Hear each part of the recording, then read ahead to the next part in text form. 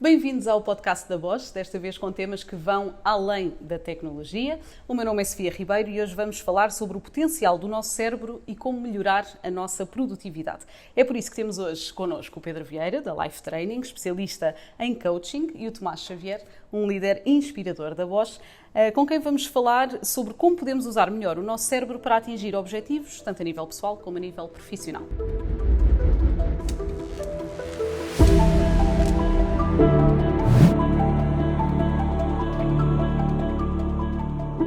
Pedro, vamos começar por desvendar já o segredo. Qual é o melhor truque para atingirmos os nossos objetivos? O que é que tens a dizer sobre isso?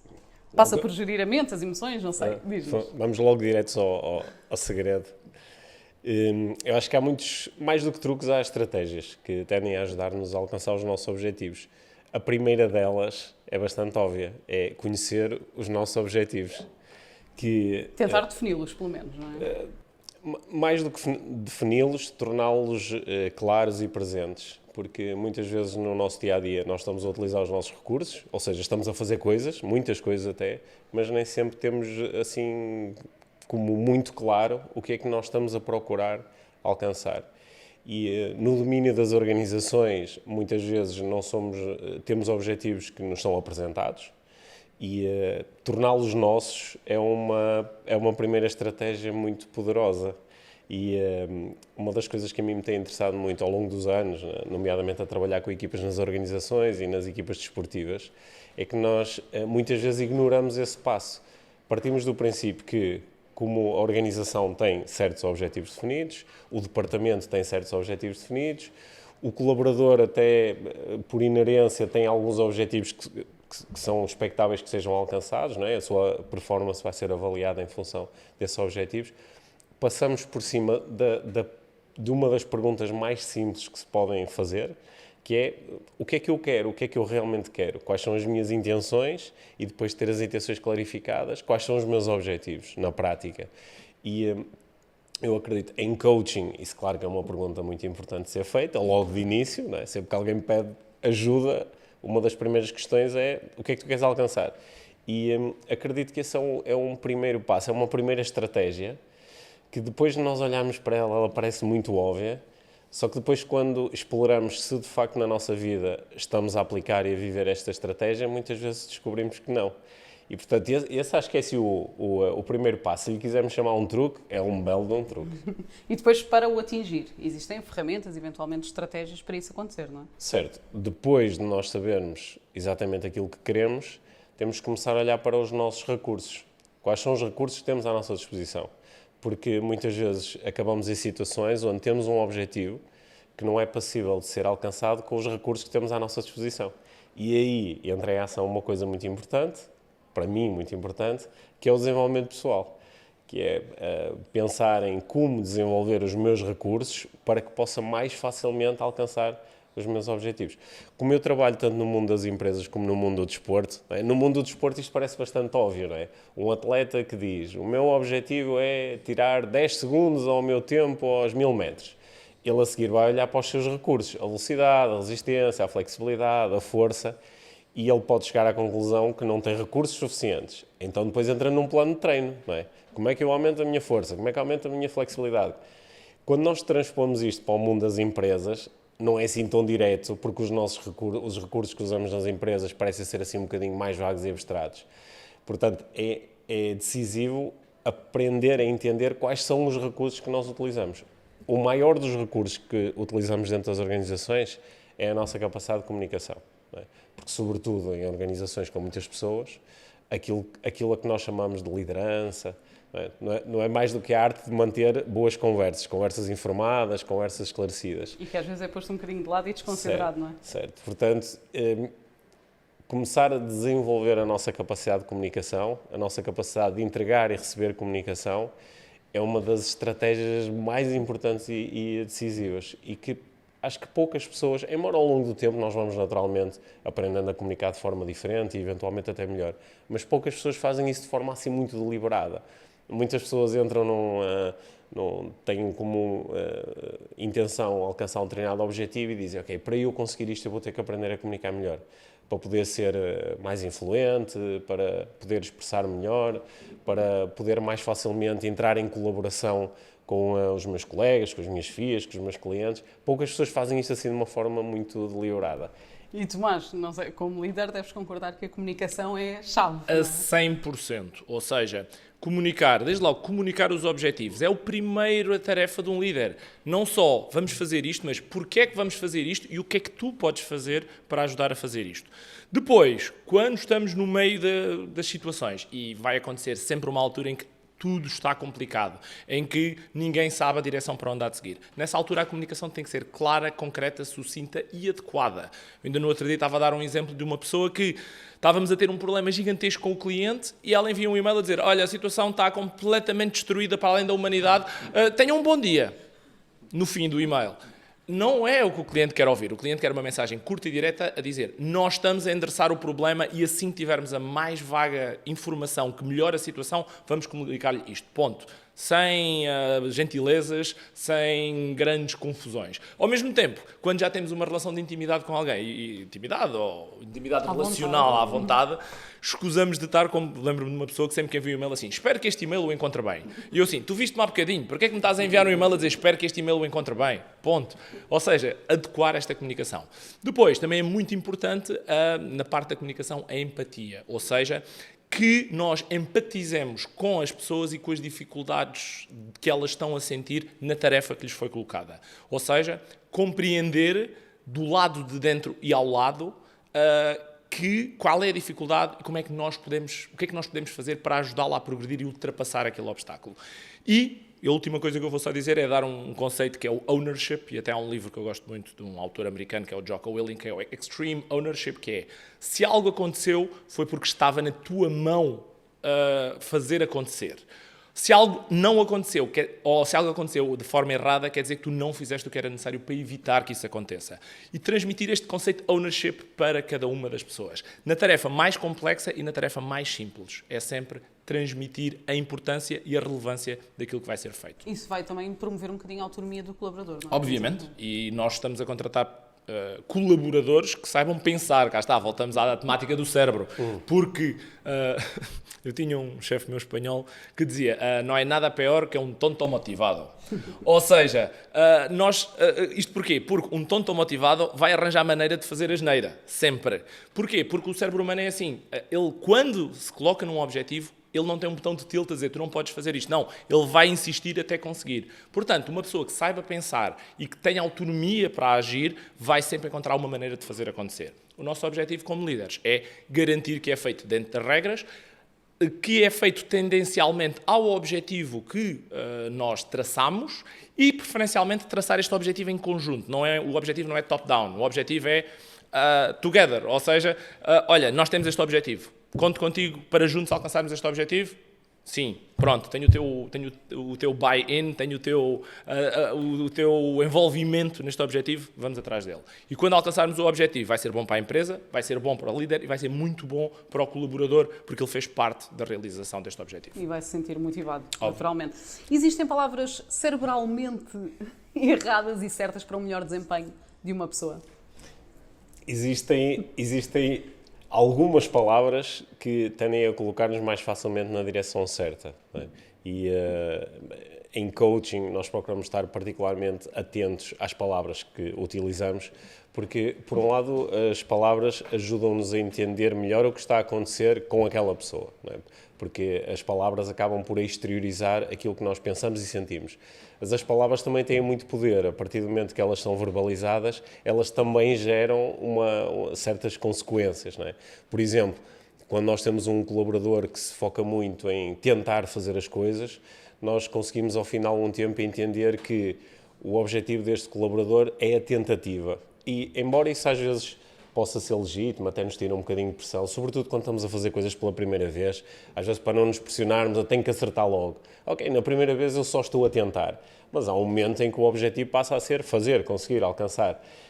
Esse é um exemplo de uma palavra que, quando utilizada demasiadas vezes, nos pode mostrar que esta pessoa ainda não está suficientemente comprometida ou interessada no acertar. Talvez tenha receio, talvez não tenha confiança suficiente. À semelhança de um acho que, por exemplo, não é? Que nós também usamos muito. Eu acho que é capaz de fazer sentido, não é? Sim, que é uma expressão que não traz consigo muito compromisso, não é? Eu não estou a fazer nenhuma afirmação, só estou a dizer que acho que.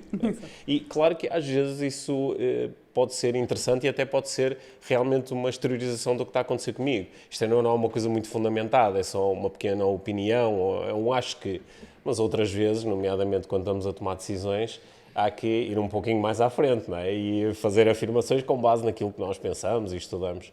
Portanto, uma das coisas que a mim me interessa bastante é prestar atenção às palavras que nós utilizamos e procurar descodificar o que é que está por trás destas palavras. Porque muitas vezes o que está por trás são receios, são medos, são anseios, e acho que se nós quisermos levar o desempenho mais longe, temos que confrontar isto. Tomás. Definitivamente. Não, eu estava a ouvir o Pedro e estava-me a lembrar das sábias palavras do mestre Yoda, da Guerra das Estrelas, quando ele dizia do or do not, there is no try. Ou seja, ou fazemos ou não fazemos, não há try. Apesar de, cá está, uma das palavras mais libertadoras que existe é: eu não percebo nada do assunto, mas posso dar uma olhada. E se calhar vou dar uma olhada e vou conseguir resolver a situação, porque não? Agora, uma pessoa tentar faz sentido. Há uma palavra que uma frase que para mim é a assassina da produtividade, é: eu não consigo. Epá, é inviável uma pessoa que diga eu não consigo assim. Já tentaste? Tenta, vai, falha, erra de uma vez, 2, 3, 10, 20 vezes, à 21ª vais acertar. E aí vais ter uma vantagem. E aí eu posso dizer, há uma palavra que eu gosto muito e que utilizo para tudo, que é a palavra que é o sucesso. Imagina, nós estamos aqui, eu há pouco fui ali experimentar uma torneira, a torneira funcionou, sucesso, porque não? Estou a tentar uma fórmula matemática a ver se funciona certo para um cálculo que eu quero fazer, sucesso. Fechei um negócio de 10 milhões de euros, sucesso. Tentei instalar uma aplicação informática, a aplicação funcionou, espetacular, sucesso. Ou seja, sucesso gera sucesso e é algo que é positivo e gera energia positiva. São coisas que tu tentas implementar na comunicação com as Faço todos os dias, e se perguntasses a 80 pessoas diziam que a palavra que me define é sucesso. Não porque eu sou um sucesso, mas porque estou sempre a dizer, tipo, conseguiste? Sucesso. Pronto. Além das palavras, também existem outras ferramentas que podemos ter em nosso proveito para melhorar a nossa produtividade, o nosso desempenho? Há outras. Eu gostei ainda voltando às palavras, eu gostei do exemplo do Tomás do eu não consigo, porque é uma expressão, quando eu digo eu não consigo, é um processo que está fechado. Acabou. Não é? E um pequenino antídoto é eu acrescentar o ainda, eu ainda não consigo, porque de repente, quando eu digo isso, é um processo que está em aberto. É uma afirmação sobre a minha capacidade agora, eu ainda não consigo resolver isto, mas já está a criar espaço para que possa vir a conseguir no futuro. Não é? Isso é muito importante. Para além das palavras, que têm muito poder, e eu acho que é mesmo interessante cada um de nós refletir sobre as palavras que utiliza. Claro que há outras estratégias e ferramentas. Uma que eu gosto muito de utilizar, que é uma ferramenta que é muito popular no mundo do desporto e que raramente nos lembramos de utilizar noutros contextos, é a utilização de imagens detalhadas sobre aquilo que nós queremos. Não é? Nós ensinamos desde muito cedo os desportistas, por exemplo, um futebolista quer marcar golo, nós ensinamos-lo a pensar com detalhe na imagem do seu objetivo a ser alcançado, que é uma forma dele informar o seu sistema, nomeadamente as partes do sistema que são responsáveis pelo movimento, que são aquelas que vão depois executar o pontapé para que a bola entre na baliza, e que são partes do sistema que não têm grande ligação aos centros verbais, ou seja, não entendem as palavras, necessitam de imagem, necessitam de sensação. E nós, às vezes, noutros ambientes, esquecemos-nos disso. Esquecemos que, às vezes, eu estou a tentar resolver um determinado problema e estou a procurar descrever o problema com palavras, e estou a procurar utilizar palavras para chegar à solução, e que uma boa estratégia é eu criar e alimentar uma imagem do problema resolvido. Porque essa imagem, muitas vezes, é o que vai mobilizar os meus recursos para que apareça uma solução. E é interessante porque, sobretudo em ambientes onde nós utilizamos muito a palavra, né? São ambientes muito verbais, muito linguísticos, nós esquecemos das outras linguagens que temos à nossa disposição. E essa é uma das estratégias que eu acho mais interessante de utilizar. Por exemplo, alguém vem ter comigo e diz: tenho imensa dificuldade em falar em público, não é? Ensina-me estratégias. E muitas vezes começamos por aí, que é, cria uma imagem de ti a falar em público, exatamente da forma como tu gostarias de falar em público, começa-lhe a associar sensações de ti a falar em público, conforme gostarias de sentir, talvez confiante, talvez tranquilo, e a partir dessa imagem, muitas vezes a pessoa começa a melhorar o desempenho, mesmo que não necessitamos de usar palavras para faz assim, faz assado, experimenta isto, experimenta aquilo. É um atalho muito interessante e muito produtivo. Isso é, se calhar, uma das ferramentas até de neuroestratégia. Diz-me, porque tens falado muito sobre isso, da neurociência aplicada às empresas, digamos assim. Como é que podemos tirar proveito dessa neuroestratégia nas empresas? Quando eu falo de neuroestratégia, falo da nossa capacidade de alcançar certos objetivos e ultrapassar certos problemas recorrendo à multiplicidade de recursos que temos à nossa disposição. Porque nós temos muitos recursos, não é? Temos os nossos recursos mentais, a nossa capacidade de pensar, que necessita de ser muito exercitada, não é? Porque muitas vezes as pessoas dizem: eu preciso de pensar mais sobre isto. Eu digo, nem sempre o problema é pensar mais, não é? Lá está o tonto motivado. Se calhar é pensar melhor. Como é que tu pensas nas coisas, não é? Como é que tu... Que sequência de comandos ou de perguntas é que fazes a ti próprio para encontrar a solução para um problema? É muito interessante pensar sobre isso. Não é? Portanto, esse é um dos recursos que é muito importante desenvolver e que na neuroestratégia procuramos desenvolver assim bastante. Mas há outros recursos, os nossos recursos emocionais. As nossas emoções são recursos, não é? Se nós estivermos calmos, tranquilos, confiantes, provavelmente temos uma performance melhor do que se estivermos tristes, ansiosos, angustiados, e aprender a mobilizar esses recursos é uma arte, não é? E nem todas as pessoas sabem fazê-lo. Há muitas pessoas que simplesmente sentem as emoções, mas não sabem muito bem o que é que eu faço agora com isto, como é que eu utilizo as emoções a meu favor, como é que eu altero emoções quando elas deixaram de ser produtivas e já não me estão a trazer nada de bom. E ainda temos outros recursos muito importantes, não é? Que é a nossa fisiologia, o nosso corpo. Como usar o meu corpo de forma adequada para cumprir um determinado objetivo? A pergunta até parece estranha, não é? Mas, por exemplo, às vezes alguém está a pensar, quer encontrar uma solução criativa para um problema, mas não se lembra de observar o que é que está a fazer com o seu corpo naquele momento. Há certas formas de utilizar o corpo que aumentam a probabilidade de nós alcançarmos certos objetivos. E é muito interessante pensar sobre tudo isso, não é? É pensar em nós de uma forma holística, não é? Global. Tomás, tu sentes na tua equipa, por exemplo, que a mente e as emoções... Essencial, ou seja, a mente desbloqueia o segredo para o sucesso ou o insucesso em qualquer tarefa, em qualquer projeto, em qualquer situação. Ou seja, com o mindset, com a mentalidade correta, não há objetivos impossíveis, tudo se consegue fazer. Com a mentalidade errada, eu digo muitas vezes, faz mais quem quer do que quem pode. Porque quem pode-lhe apetecer fazer ou não, mas quem quer vai arranjar uma maneira de o fazer. Portanto, aqui a mente, ou seja, a mente é quem controla as nossas ações e muitas vezes as nossas emoções podem ou não auxiliar a nossa mente na direção certa ou nublá-la completamente e evitar que as coisas evoluam. Por exemplo, uma coisa básica, tipo o medo de falhar. Imagina, a mim acontece muitas vezes, e há algumas pessoas da minha equipa que têm um fecheiro gigantesco para tratar. Ei, meu Deus, este fecheiro, eu vou estar aqui uma eternidade de roda disto e não vou conseguir fazer nada. E então procrastinam. E depois, então, já temos esta situação tratada? Não, ainda não, porque 80 desculpas diferentes. Enquanto simplesmente pensarem, ok, tenho aqui o fecheiro, eu vou-me agarrar a isto e eu vou estar aqui 30 minutos, nem mais, nem menos.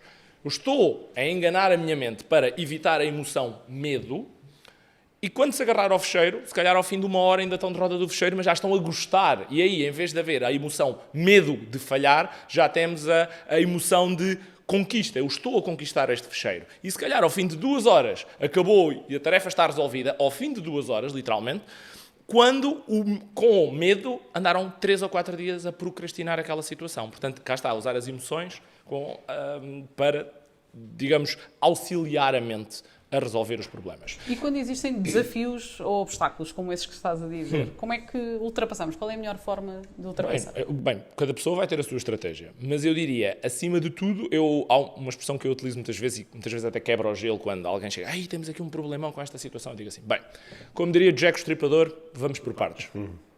Ou seja, dividimos os problemas em partes, decompomos em partes que sejam mais facilmente encaráveis, para depois poder saltar de uns para os outros, para os outros, para os outros, e cá está, gerar um momentum, um balanço positivo, de forma a poder, cá está, enfrentar todo o problema. Eu lembro-me, tinha um formador meu, já há muitos anos atrás, que dizia, como é que se come um elefante?